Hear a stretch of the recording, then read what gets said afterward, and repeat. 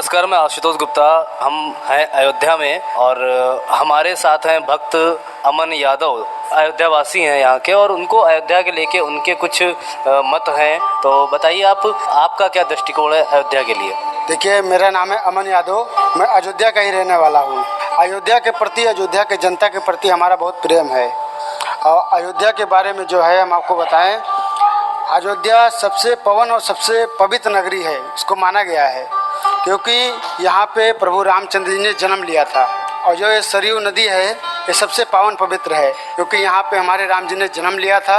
यहाँ का जो मेन है हनुमानगढ़ी, यह हनुमानगढ़ी सबसे ऊंचा स्थान है। और हनुमान जी को ही जब ये राम जी साकेत धाम को जा रहे थे, यानी कि गुप्तार घाट में जब जाके उन्होंने गुप्त हुए थे, अयोध्या का जो हनुमानगढ़ी है, हनुमान जी को अयोध्या का राजा बना कर गए थे। ये हम चले जाएंगे तो आपको सीता माता ने अजर अमर का वरदान दिया है। अब आप हमेशा अजर अमर रहेंगे और आपका सबसे ऊंचा सिंहासन जो है हनुमानगढ़ी।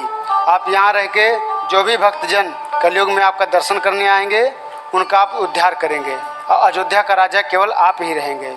और जो कनक भवन है, इसका महत्व यह है कि कैकेयी माता ने जैसे हर सास अपने बहू को शादी होता है तो गिफ्ट में कुछ ना कुछ देती है, ऐसा ही सीता मैया को जब उनका शादी हुआ था, उनका पालकी डोला वहाँ कनक वन में उतरा था, तो उन्होंने अपने बहू को, यानी कि कैकेयी माता ने अपने बहू को, सीता मैया को, मुँह दिखाई में कनक भवन दिया था।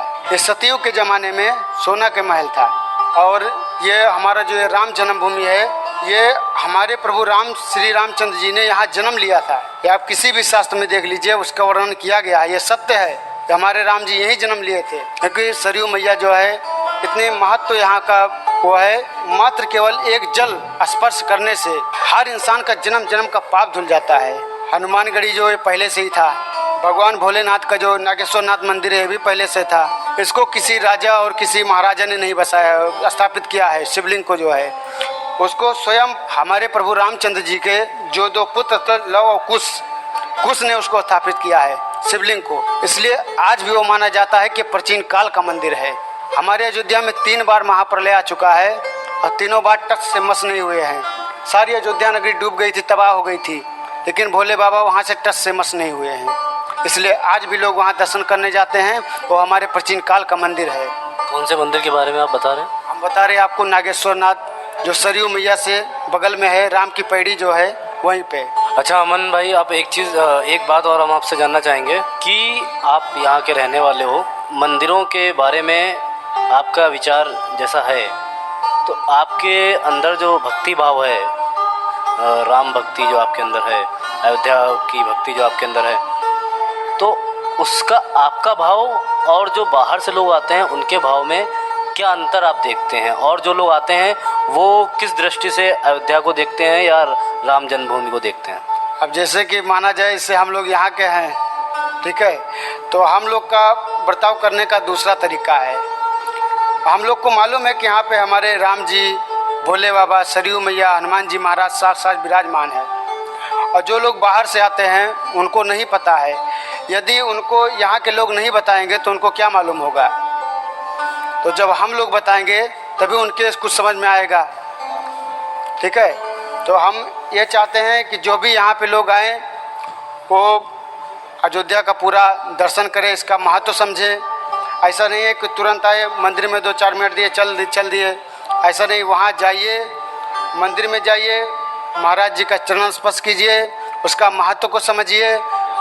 देखिए, भगवान ने हमको 24 घंटा दिया है। क्या हम अपने राम जी के लिए, हनुमान जी के लिए, सरयू मैया के लिए, भोले बाबा के लिए क्या 1-2 घंटा नहीं समय दे सकते हैं? हमारा ये कहने का मतलब नहीं है कि आप पूरा दिन उनका जाप कीजिए, लेकिन जब भी आपको समय मिले, आधा घंटा, 5 मिनट आप अवश्य समय दीजिए। और हमेशा आप यदि दर्शन करने आएँ तो हनुमानगढ़ी जन्मभूमि कनक भवन ये दर्शन करें, और यहाँ का जो मंदिर है उसका भी दर्शन करें। अब जैसे कि वाल्मीकि रामायण भवन है, ठीक है, वाल्मीकि रामायण भवन कोई नया नहीं बना है, ये भी प्राचीन काल का मंदिर है। यहाँ पे आपको एक पुस्तक भी मिलेगा। यदि आप दर्शन करने जाएंगे तो आपको पुस्तक भी दिया जाएगा, जिस पुस्तक में आप घर जाएंगे तो वहाँ बैठ के 2-4-15 मिनट 10 मिनट सीताराम का जो आप जाप करते हैं उससे लाख गुना अच्छा उसको लिखना। वहाँ से आप आगे जाइए, बड़े हनुमान का दर्शन कीजिए, जो बड़े हनुमान जी इतने बड़े हनुमान जी हैं कि लोग उनके पैर के नीचे से ही जाते दर्शन करने और पैर के नीचे से ही बाहर आते हैं। उनके पैर के नीचे से ही जाएंगे, आपका पूरा जीवन धन्य हो जाएगा। नंदीग्राम के बारे में और भरत कुंड है उसके बारे में आपकी नज़रिए में, आपके दृष्टिकोण से उसका क्या महत्व है, उसकी क्या विशेषता है? आपने बहुत अच्छा प्रश्न किया जो नंदीग्राम के बारे में पूछा है।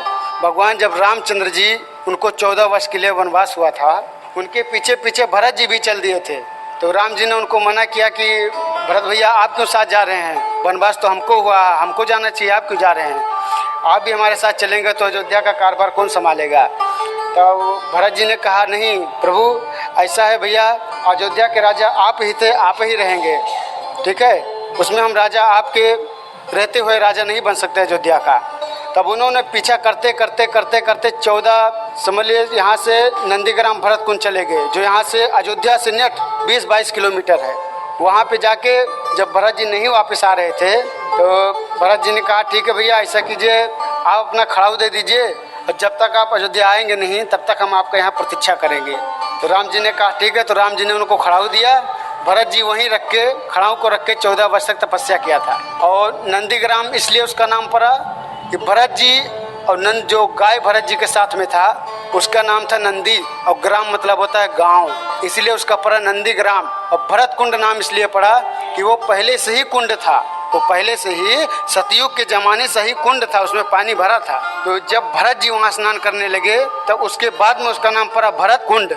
और उससे आगे आप बढ़ेंगे एक मंदिर है जिस पे लिखा हुआ है हनुमान भरत मिलाप। उसका महत्व यह है कि भरत जी वहाँ पे बैठ के तपस्या कर रहे थे और हनुमान जी संजीवनी बूटी लेके जा रहे थे ऊपर से।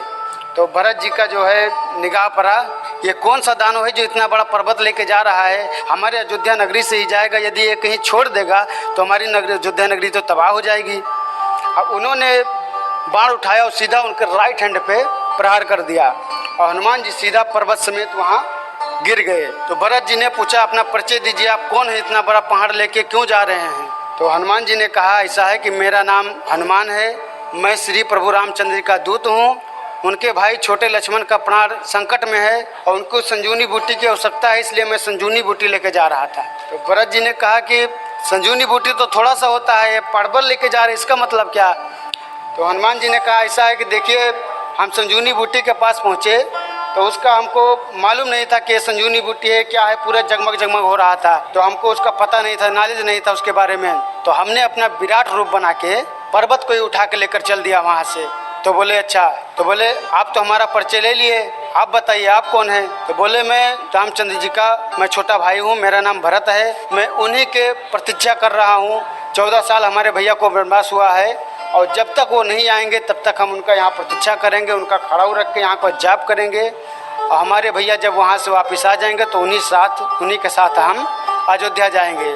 और उसके आगे जो भरत मिलाप के आगे आप बढ़ेंगे तो उस पर लिखा हुआ श्री राम भरत मिलाप। इसका महत्व यह है कि 14 वर्ष बीतने वाला था, मात्र केवल 1 या 2 दिन बचा था। और भरत जी को ये लगा कि हमारा तपस्या विफल जाएगा और हमारे भैया आएंगे नहीं, तो उन्होंने अपना चिता समाधि तैयार कर लिया। यदि हमारे भैया 1 दिन या 2 दिन या 1 क्षण भी लेट करेंगे तो हम इसी चिता समाधि में अपना प्राण त्याग देंगे। तो राम जी तो अंतर्यामी हैं, उनको पता चल गया।